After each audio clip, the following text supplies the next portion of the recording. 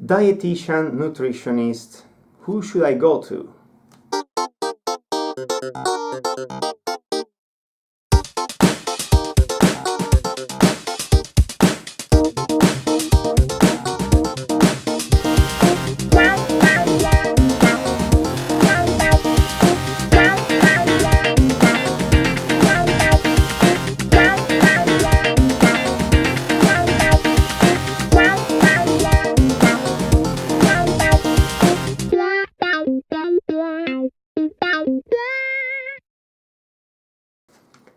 Hello everybody and welcome back to another episode of Live Healthy, Look Good. So I've been lately I've been following groups of people who want to lose weight, which is the sentence I don't like. Well, it's a statement more than a sentence that I really don't like to hear, because it doesn't mean to get leaner, okay? There is a difference. There is a video in here in which I explain what the difference is. So you are invited to watch it if you haven't done yet. By the way, today I want to cover a few topics about who does what in the weight management industry. Okay, I would start from the dietitian. The dietitian is that person who has studied and is the only person who is capable of diagnose and treat certain conditions. Okay, so when you go to a dietitian, you go usually not because you want to be prescribed with a diet to get leaner or to lose weight, which is the term you should banish from your vocabulary, but you go because you have other kind of problems. What could these problems be? For instance, if you have eating disorders, you go to a dietitian. If you have any chronic medical conditions such as diabetes type 1 or hypertension, Crohn's disease, or if you have the celiac disease, you go to a dietitian because they are doctors and they are able to treat your condition in the best way. Even the ante and postnatal women, they should go to a dietitian because in that time your body, your hormonal levels are different than usual, and you may have issues with your joints and other things. So it's best to be followed by a dietitian, as well as if you are old. In that case also you may want to go to a dietitian, or generally speaking, whoever has a problem that can have a major impact on their life, they can go to a dietitian. Then we have the nutritionist. Unlike the dietitian, the nutritionist works with healthy people, and usually the nutritionist works along with a dietitian who supervises them. What may they cover? They can cover topics such as food manufacturing nutrition, so they may work in the manufacturing, not producing, but studying and combining things together, or in the nutrition science as well, or again in the public health nutrition. There are nutritionists who can provide information about nutrition for sport and performance. And finally, there are also the animal nutritionists. And then we have another category, the nutritional therapist. Nutritional therapists, they promote well-being, obviously related to nutrition. They may provide information about how to better balance your diet, or things related to general health when it comes to nutrition. So how you can reduce the symptoms of something by eating something else, or how you can avoid getting sick by eating in a certain way. Okay? And then there is a personal trainer, which is what I am. Personal trainers, we have a more limited range of movement in these cases, as we have studied nutrition, so what we can do is recommending the eat well dish, so we can promote basically what is already stated by the government guidelines. What we can do is also helping with weight management, because we would be able to tell you whether or not you should eat more or less calories.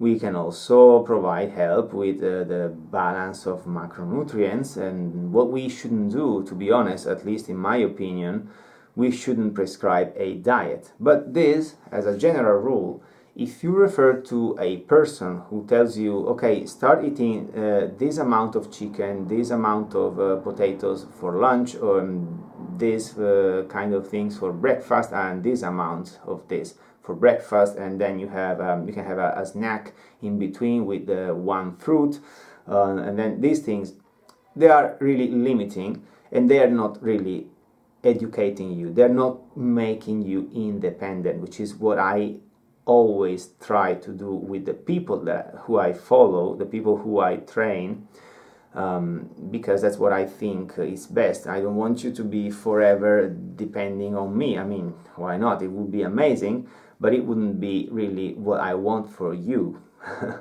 So what you should do, in my opinion, is finding somebody who educates you rather than telling you what to do and what to eat and how much to eat every single day, and then you will meet them maybe every month, because you need to change the quantities, you need to change things. You can't always stick to that amount forever, because your body would change and you would get bored, because you would not have the choice.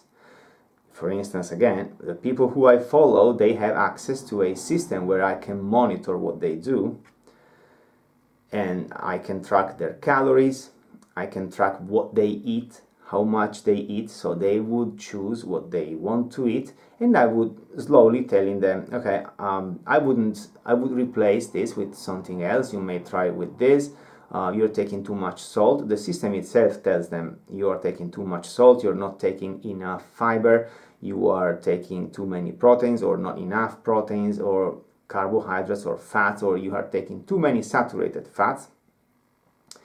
And also it provides a caloric guideline that they need to follow according to their goals. So they want to lose 2 kilos, or they want to lose 5 kilos, or they want to lose 20 kilos. They choose the length of this period they want to achieve this goal, and the system will tell them you need to create a caloric deficit for this week, for every week, which is this. And then from there they would start always with me checking what they're doing. So I would constantly be able to see what they are eating, how much they're eating, what is that they need to change, and I would slowly tell them, okay, I would start from the easier thing that they may be able to get rid of or replace with something else, so that the new habits will kick in seamlessly, I think the word is. And in my opinion, that's what you would need to do.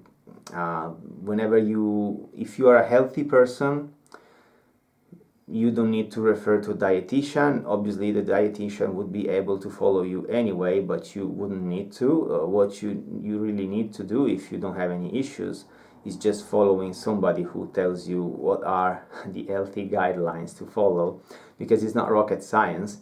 You don't need a doctor to tell you that you don't need to eat certain things. I think you all know what you don't have to do, but you do it anyway, because it's good, because it's difficult to change habits, because the temptation. So you would really need somebody who create the awareness on your mind with the reason why you shouldn't follow that path. But that ultimately it's always up to you, whatever you want to do. And so, I hope this video was useful. I've uploaded it in the opinions playlist, because it's not really something that you should rely on necessarily. It's what I think. Again, what I said about these professions is really stated in books, so it is what it is. But in my opinion, you should always refer to somebody who tries to create awareness in you, to educate you, so that after maybe 3 months, maybe 6 months, maybe 1 year, you will be totally independent and you would know what you can and you should not eat, or the frequency at least of these cheat meals or things like that. Again, if you enjoyed the video, please leave a thumb up and subscribe if you haven't done it yet. I'm very keen to listen to whatever you want to be explained about nutrition in terms of performance for health purpose. I'm not a doctor, so sticking to the rules that I just explained in this video. Or if you have any questions about something that I will be able to reply, please just leave a comment and I will. Thank you for watching. Don't forget to live healthy so that you can look good. Bye!